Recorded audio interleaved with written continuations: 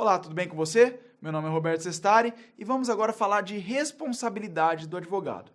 Para que a gente possa entender o geralzão sobre infrações e sanções, a gente tem que antes entender que elas pertencem à esfera administrativa, então elas estão no âmbito administrativo da responsabilidade do advogado. Tá, e o que eu quero dizer com isso? Se a gente fizer uma análise do nosso ordenamento jurídico, vamos sair um pouco de ética, vamos lá para o direito brasileiro como um todo, tá? Um advogado, ele está sujeito a alguns tipos de responsabilidade. Na verdade, ele está sujeito a pelo menos 3 tipos de responsabilidade, e 3 tipos distintos. E cada um desses tipos tem suas próprias características e regras. Olha aí na sua tela. Primeiro, o advogado pode ser responsabilizado civilmente, ele pode ser responsabilizado, em segundo lugar, penalmente, e por fim, ele pode ser responsabilizado disciplinarmente.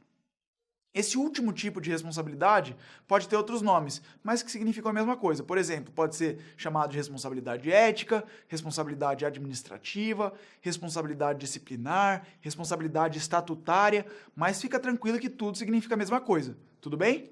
Nas próximas aulas, a gente vai falar bastante dessa terceira categoria de responsabilidade, a responsabilidade ética, ou disciplinar, ou administrativa, ou estatutária, como você quiser chamar, tá?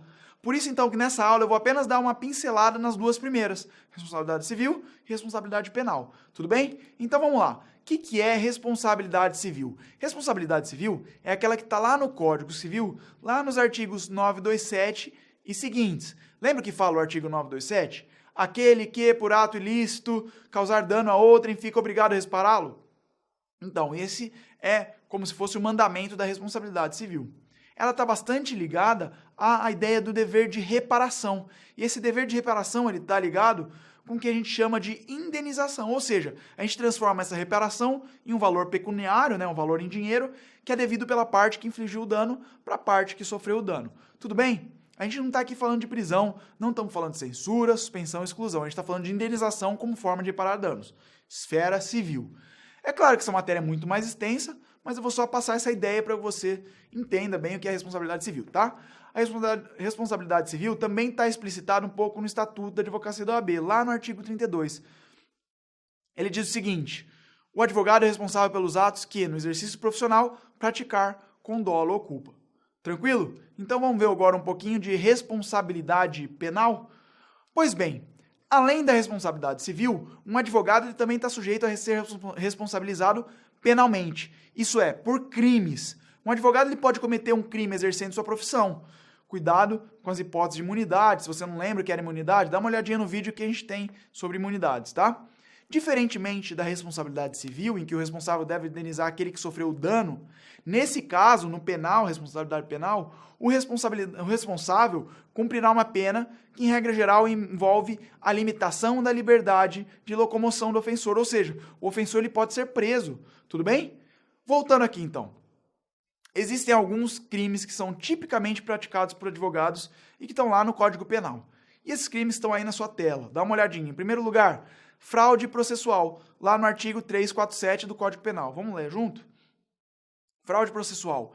Inovar artificiosamente na pendência de processo civil ou administrativo o estado de lugar, de coisa ou de pessoa com o fim de induzir a erro o juiz ou o perito.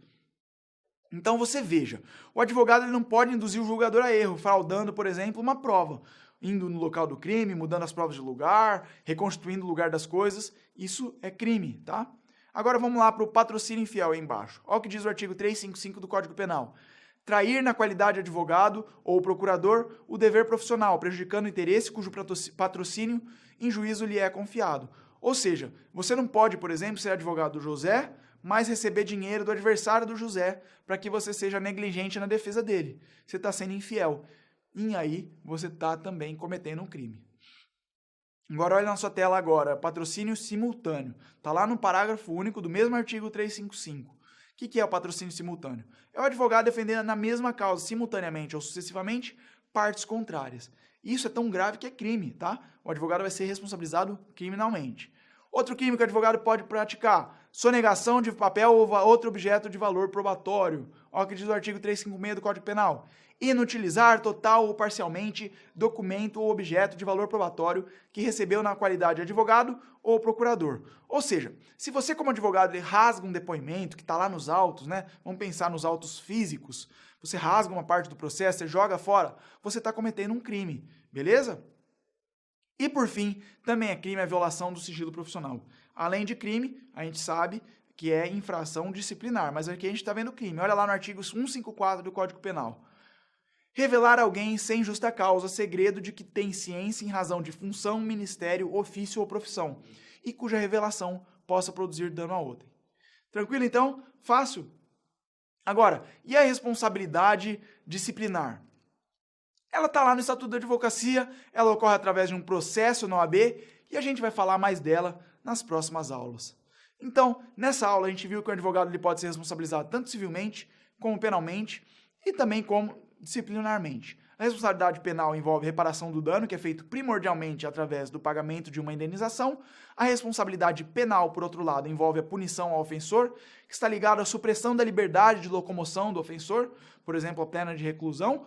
E, por fim, a responsabilidade disciplinar, ou ética ou administrativa, ou estatutária, os nomes são todos sinônimos, que ocorre por meio de um processo administrativo no OAB e que será objeto de estudo nas outras aulas. Um fortíssimo abraço e até mais!